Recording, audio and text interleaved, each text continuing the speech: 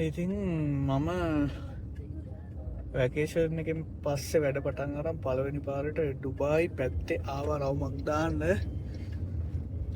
Customer කෙනෙක් drop කරන්න Dubai ආවා. ඉතින් ඩුබායි තමයි ඉන්නේ.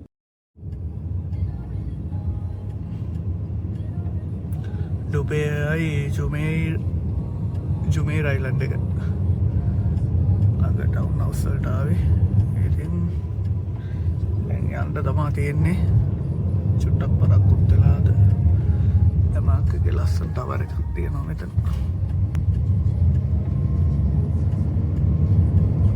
අරිගෙක් වගේ සතෙක් හිටිය පාරේ.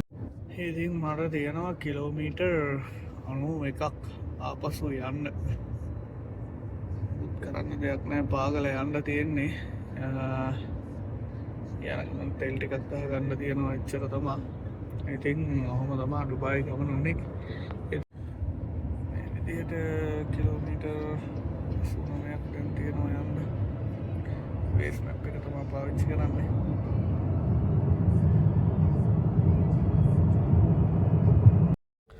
බලන්නකො මේ හරිය පාරේ කන්ස්ට්‍රක්ෂන් වැඩක් යනවා රයිට් හැන්ඩ් සයිඩ් එකේ. ඉතින් ඔය LED පැනල් වල ඔක්කොම විස්තර දාලා තියෙනවා.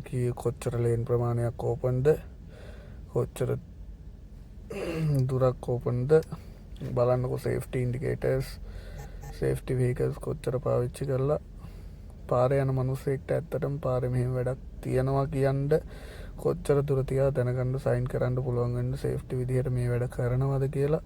ඉතින් මේ පාර දවල්ට ෆුල් ක්‍රවුඩ් පාරක්. මෙහි ඉන්න අය නම් දන්නවා ෂේක් සයිඩ් රෝඩ් එක කියන්නේ මොන වගේ බිසි පාරක්ද කියලා. ඉතින් ඔය විදිහට තමා එන ගමන ගෙවුනේ. ඉතින් මං විශේෂ තැනකදී නවත්තලා ඔයාලට විශේෂ දෙයක් පෙන්වන්නම්. මරු වැඩක් පෙන්වන්න තමයි මම මේ හයිවේ එකේ මැද ඉමර්ජන්සි ලේන් එකේ ටක් ගහලා නැවැත්තුවේ. බලන්නකො ඩුබායි අබුඩාබි බෝඩරේ වෙන් වෙන හරිය.